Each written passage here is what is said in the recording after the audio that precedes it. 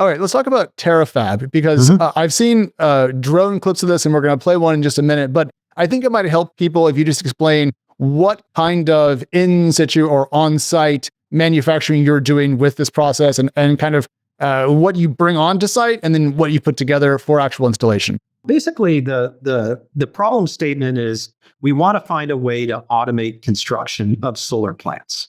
Now, no construction industry has really been automated yet, right? Like this is greenfield.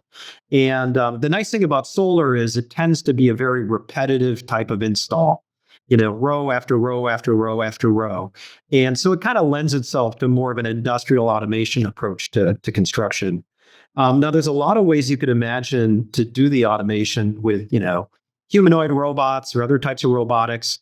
But the approach that we've chosen is an on-site prefab facility.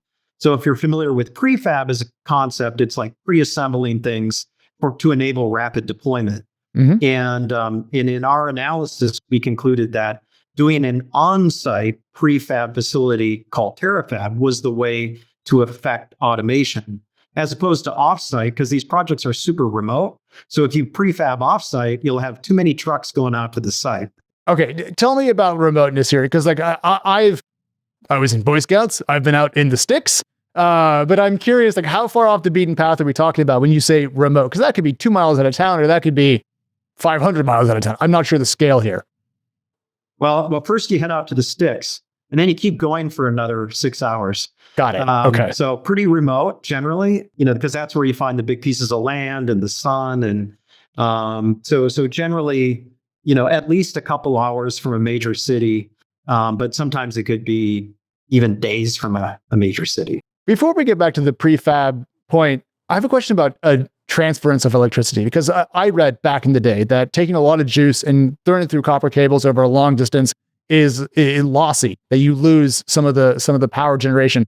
I've also read that that's gotten better. So I'm kind of curious, if you are 5, 6, 10, 12 hours out of a city by car, and the power needs to get to a, let's just say, major urban center, how much do you lose in transference?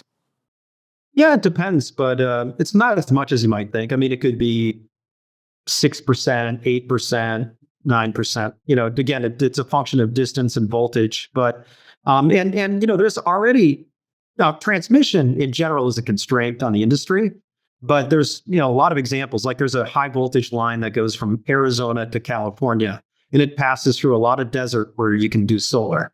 So those pathways exist. And of course, we need more of that capacity, the more solar we want to do. Got it. Okay, back to prefab. Your point is that if you do the prefab on site, you limit the total number of trucks that are coming in.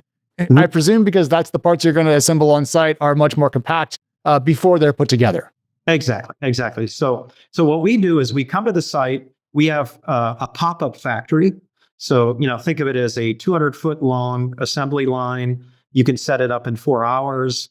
It could produce a megawatt in 8 hours.